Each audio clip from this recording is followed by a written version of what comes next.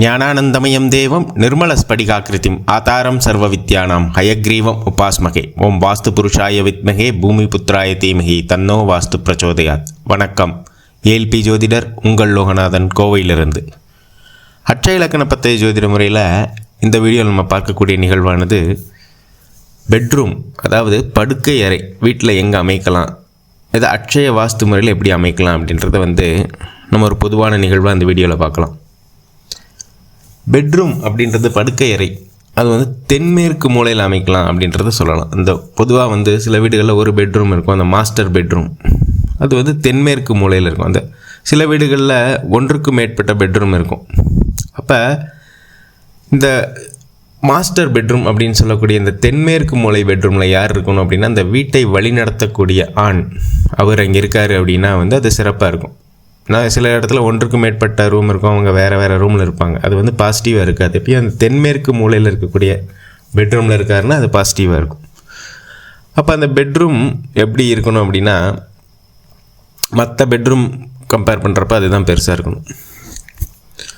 அடுத்தபடியாக அந்த பெட்ரூம் அப்படி இல்லை, இப்போ விண்டோஸ் வச்சுருப்பாங்க, அதை அதிகமாக வெளிச்சமாக இருக்கக்கூடிய தன்மையில் இருக்கக்கூடாது. இப்போ விண்டோஸ் இருக்குது அப்படின்னா அதை காலையில் கொஞ்சம் நேரம் அந்த ஏர் சர்க்குலேஷனுக்காக கொஞ்சம் நேரம் ஓப்பன் பண்ணிவிட்டு அதை மூடிட்டு ஸ்க்ரீன் போட்டு வச்சிடணுன்றது தான் கரெக்டான விஷயம். அங்கே எப்பயுமே பெட்ரூமில் அதிகமாக வெளிச்சம் இருக்கக்கூடாது. அங்கே ஒரு மிதமான வெளிச்சம் தான் இருக்கணும் பகல் நேரங்களில். நைட் டைமில் அது ஃபுல்லாக கம்ப்ளீட் டார்க்காக தான் இருக்கும். வேறு லைட்டு அந்த மாதிரி விஷயங்கள்லாம் வெளியிலேருந்து வர்றது, அந்த நிகழ்வுலாம் கர்டைன் போட்டு க்ளோஸ் பண்ணிடணும். அது பாசிட்டிவாக இருக்கக்கூடிய தன்மைகள் இருக்கும். இப்போ முதல் பெட்ரூம், அந்த வீட்டை வழிநடத்தக்கூடியவர் அங்கே இருக்கிறார். இப்போ சில வீடுகளில் மோர் தேன் ஒன் பெட்ரூம் வைக்கிறாங்க. இப்போ கெஸ்ட்டு வராங்க, சார் அந்த கெஸ்ட்டுக்கு எங்கே பெட்ரூம் போடலாம் அப்படின்னு கேட்டிங்க அப்படின்னா, வாயு மூலை அப்படின்னு சொல்லக்கூடிய அந்த வடமேற்கு மூலையில் அந்த பெட்ரூம் அமைக்கிறாங்கன்னா அது சாதகமாக இருக்கும்னு சொல்லலாம். இப்போ அந்த வீட்டில் சிலர் வயதானவர்கள் இருப்பாங்க, அவங்களுக்கு எங்கே பெட்ரூம் கொடுக்கலாம் அப்படின்னா அந்த மேற்கு பக்கம் கொடுத்தீங்க, பெட்ரூம் அமைத்து கொடுத்தீங்கன்னா அது சாதகமாக இருக்கும். இப்போ சில இடங்களில் என்னென்னா பெட்ரூமை கொண்டு போய் வடகிழக்கில் வச்சுருவாங்க.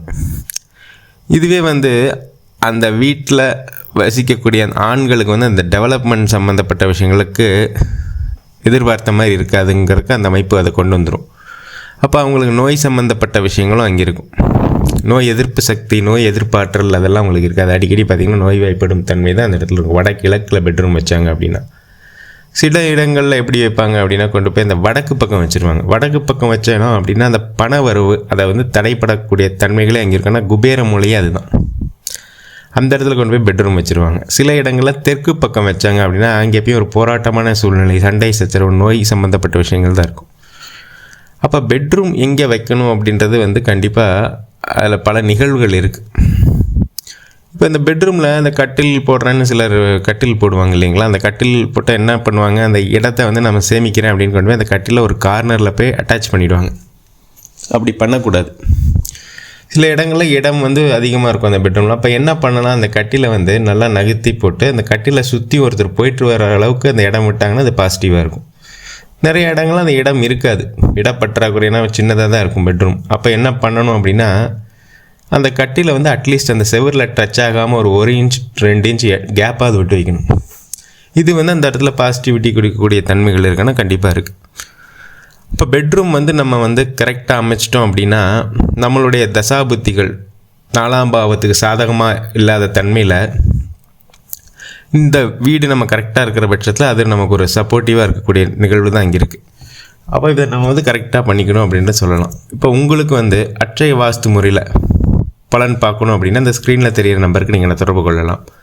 இந்த நேரத்தில் அட்சய இலக்கண பத்ததி ஜோதிட முறையும் அட்சய வாஸ்து முறையும் உருவாக்கிய மதிப்பிற்குரிய பொதுவுடை மூர்த்தி ஐயா அவர்களுக்கு என்னுடைய மனமார்ந்த நன்றிகளை சொல்லிட்டு, நமக்கும் நல்ல சிந்தனை, சூழ்நிலை, வாய்ப்புகள் அமைய எல்லாம் வல்ல இறைவனை வேண்டிட்டு மீண்டும் ஒரு ஏல்பி முறையிலான ஜாதக ஆய்வில் உங்களை சந்திக்கும் வரை உங்களிடமிருந்து விடைபெறுகிறேன். நன்றி, வணக்கம்.